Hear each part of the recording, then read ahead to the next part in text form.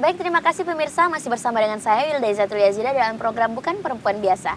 Nah, di segmen ini saya mau Anissa bahas tentang hobinya. Anissa hobinya apa sih? Kalau hobi sih saya suka menulis, juga suka baca buku, dan kalau yang lebih aktif dulunya sih saya suka renang, tapi karena udah nggak ada waktu, apalagi pandemi ya, agak takut-takut tuh ke kolam renang umum, jadi udah jarang banget berenang. Iseng-isengnya sih paling buat kayak cerita gitu kan, cerpen, tapi nggak pernah dipublish, jadi ada di laptop semua. Tuh kan, sama lagi pemirsa. Kembar lagi nih. Emang kayaknya kamu deh kembaran saya yang hilang itu. Kayaknya ya, tapi beda orang tua. Baik pemirsa, nah selanjutnya apa peran orang tua dalam sekarang Anissa ini? Jadi besar banget ya peran orang tua. Soalnya dari kecil itu, dari anak yang betul-betul pemalu dan kecil, akhirnya mereka bisa... Dan saya memang bisa tahu kamu anaknya memang pemalu kelihatannya. Dari awal, dari jalan, biasanya tuh orang kan bisa nebak aja sih ya. Kayaknya ini anak pemalu deh, tapi dia pintar. Alhamdulillah. Amin. Dia diundang di sini dan memang terbukti dong kalau dia memang ini salah satu perempuan luar biasa. Amin ya Allah. Oke, next, sorry. Ya, gak apa-apa, jadi ya kayak introvert gitu kan, lebih sering di rumah. Tapi karena mereka selalu mensupport kalau misalnya ada kegiatan apa, diperbolehkan untuk ikut. Jadi sebenarnya saya juga aktif berkegiatan bukan hanya karena saya sendiri, tapi karena dorongan orang tua juga. Akhirnya setelah saya udah bisa mandiri dalam artian udah tahu yang mana yang mau saya ikutin, mana yang enggak, mereka akhirnya jadi pendengar setia. Jadi bener-bener lah kayak orang tua itu segalanya, jadi tempat curhat. Everything. Everything.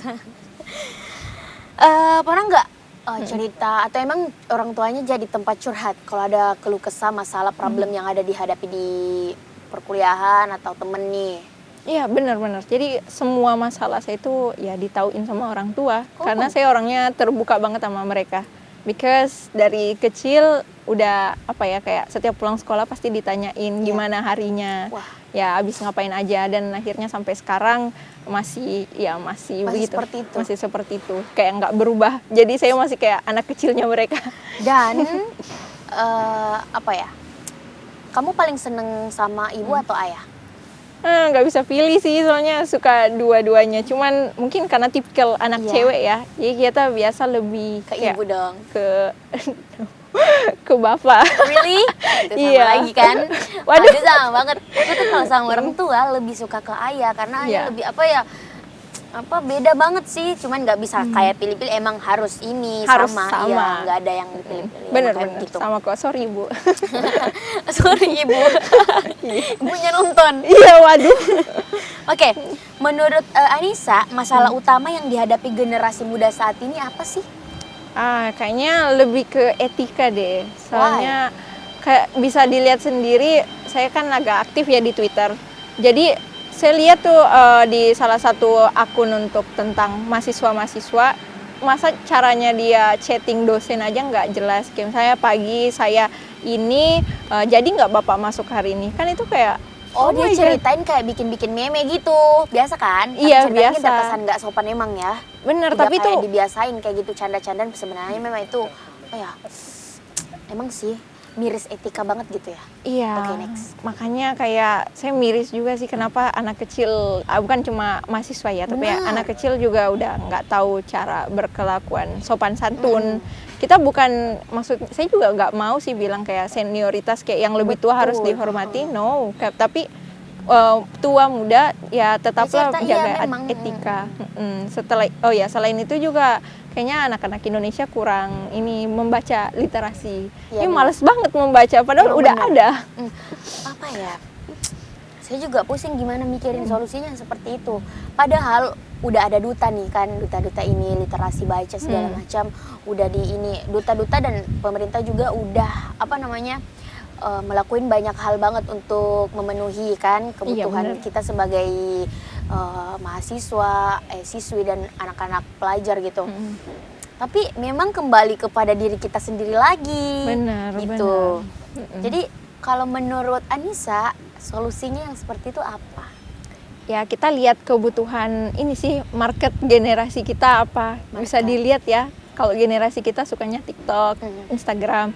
Nah, coba kalau pemerintah ataupun guru-guru membuat kayak kelas-kelas begitu atau tugas-tugas di TikTok. Jadi atau penjelasan bisa dimulai di TikTok. Iya. Jadi penjelasannya itu jangan kaku seperti yang kayak zaman kita kan, Ya, kayak benar. pasti di papan tulis atau gimana, intinya yang nggak ada gambar. Benar. Ya, jadi terlalu visual banget gitu kan. benar. Jadi semoga aja kayak pemerintah bisa lebih mengikuti pasarnya ya, generasi kita. Tapi menurut kamu pemerintah udah berperan nggak sih?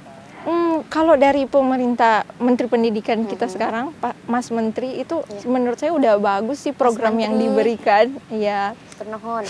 mohon Pak. Jadi tapi cuman sayangnya kayak belum merata gitu. Jadi lebih kayak masih Jawa sentris ya untuk kayak Benar, kegiatan-kegiatan. Kan kasihan orang-orang adik-adik yang contohnya di Indonesia Timur kayak kita ini apalagi yang di Papua sana, sepertinya mereka belum terjangkau Tersentuh aksesnya. juga beberapa. Iya, benar. Dia masih kesusahan sinyal gitu kan. Iya, kasihan Dan banget. sekarang saya sudah dapat informasi sudah ada sinyal 5G. Ya. Kan? Ya benar betul. Dari salah Dan satu sampai di sana perusahaan. belum ada jaringannya udah nyampe ke sana. Sebenarnya sih saya sih sarannya mending kalau yang seperti itu kita lebih utamain sinyal di pelosok-pelosok yang emang susah banget nih. Susah banget nih ini jaringan-jaringan untuk dia supaya dia lebih bisa mengakses dan lebih bisa mengetahui apa-apa yang memang seperti seputar kayak nggak mesti global juga sih, kegiatan-kegiatan kayak pemerintah supaya dia bisa tahu nggak salah perspektif kan. Ya. Dan akhirnya bisa membangun kampungnya sendiri, daerahnya sendiri. Nah, kalau seperti itu, Nisa, kalau Nisa nih terpilih menjadi sebagai di antara itu, Nisa bakal lakuin apa nih? Kalau saya sih ya meskipun masih jauh ya, cuman saya betul-betul ingin kayak mengabdi dan melihat apa sih yang betul-betul dibutuhkan. Memang, dan semoga saja bisa memberi kepada orang-orang yang pantas memang untuk mendapatkan seperti akses tersebut. Karena kebanyakan bisa dibilang disparity-nya itu masih terlalu besar.